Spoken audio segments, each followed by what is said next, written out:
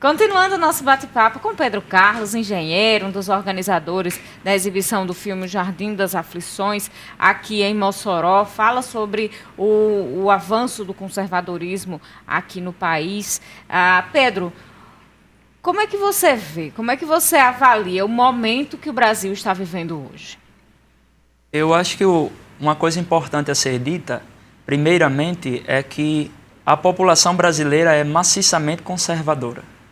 Se você for pegar as opiniões das pessoas em geral sobre temas como o aborto, a maioridade penal, a legalização das drogas, o armamento civil, que inclusive já houve a respeito desse assunto um referendo em 2005, em que o desarmamento perdeu de forma acachapante. Então, se você for analisar as opiniões dos brasileiros a respeito desses temas, você perceberá que a população brasileira é conservadora. Então, o que está acontecendo eu não considero, na verdade, um avanço do conservadorismo. Eu considero um retorno, porque, sobretudo a partir do governo militar, a direita, porque o governo militar é um governo de direita mais autoritário, concentrou o poder e isso prejudicou a direita política. Praticamente, a direita política se dissolveu. Então, a única ala do espectro político que ficou com representação política foi a esquerda. Tanto que, com a redemocratização, em 85, logo a esquerda assume o poder. Então, a direita, essa voz da população conservadora cristã, maciçamente católica ou protestante, essa voz ela perdeu a sua representação política. Então, o que a gente está vendo hoje em dia, na verdade, é um retorno a essa voz política, principalmente no Congresso, um retorno dessa identificação do eleitorado conservador com seus representantes. Então, você acha que esse período que foi marcado pelo governo do PT no Brasil desde 2002 foi um intervalo que aconteceu no Brasil, numa sociedade que é realmente conservadora?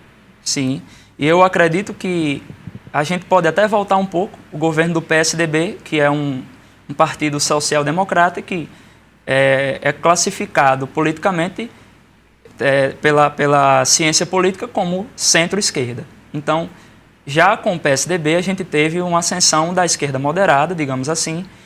Com o PT é uma esquerda propriamente dita, né? Não podemos chamar de extrema esquerda, mas eu diria que lá desde 94 a gente já tem esse período de transição, como você colocou. E qual seria o nome hoje que representaria mais esse conservadorismo, essa coisa de direita, de que realmente tem se colocado? Seria realmente, de fato, o Bolsonaro? Eu acredito que dentre os pré-candidatos à presidência, né, aos que já declararam que são pré-candidatos, o candidato realmente que representa mais essa voz é realmente o deputado Jair Bolsonaro. Em relação à esquerda, como é que você avalia a esquerda? Você considera errado o pensamento básico e superficial, vou citar aqui da esquerda, de pensamento da coletividade e mais Estado para o coletivo? Essa questão de certo e errado, a gente já entra num debate sobre valores.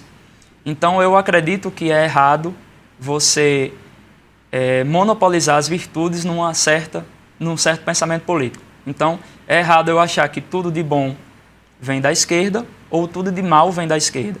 A questão do bom e mal é uma questão de valores. Eu acredito que existem pessoas boas e más, ou com boas ou más intenções em ambos os lados. Qual seria então a dinâmica administrativa do conservadorismo? O conservadorismo, primeiramente, ele abrange o liberalismo, chamado liberalismo clássico, que é uma teoria política que prega as liberdades individuais, o valor do indivíduo e a economia de mercado, de livre mercado, com o Estado enxuto, não zero, não inexistente, mas enxuto, basicamente com as funções de segurança pública e justiça, que são as funções essenciais e em que o Estado é melhor vocacionado a fazer. Em tudo mais, a gente acredita que é bom o Estado não se envolver. E, sobretudo, aí falando do conservadorismo, o conservador ele é muito cético em relação à concentração de poder. Então, o conservadorismo se pauta pela descentralização do poder, distribuição do poder. Quanto mais o poder está no local, no município ou no estado, melhor, porque o cidadão tem condições de avaliar mais de perto quem detém o poder mesmo. Aqui no Brasil, a gente tem um federalismo que concentra muito poder na União.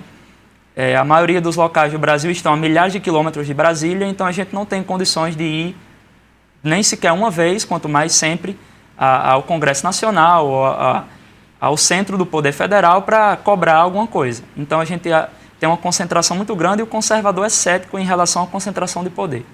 O conservadorismo, ele não exclui nesse pensamento camadas da sociedade que são tidos como os excluídos, e impedindo multiculturalismo, impedindo certas mudanças culturais na sociedade que a gente vê que acontecem naturalmente, tem tentado acontecer? Eu acredito que você tocou na questão cultural. Falando em economia, a gente acredita, pelos preceitos do liberalismo clássico, que a melhor política de inclusão é o emprego. Então, não existe forma melhor de ascensão social ou de realização profissional que você ter o seu emprego e conseguir conquistar profissionalmente por mérito próprio e não por um programa assistencialista. Mas há pessoas na sociedade que estão em situação de extrema miséria. E essas pessoas precisam ser atendidas imediatamente.